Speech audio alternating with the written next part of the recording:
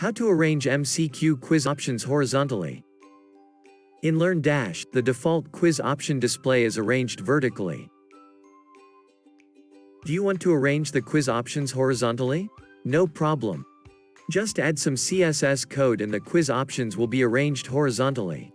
Here is how. Go to the Appearance option in your WordPress dashboard and then click Customize Link. Then click on the additional CSS option link.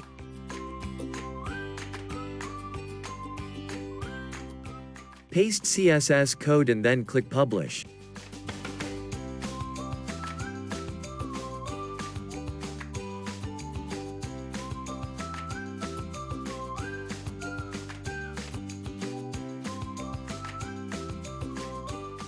For code, see the link in description.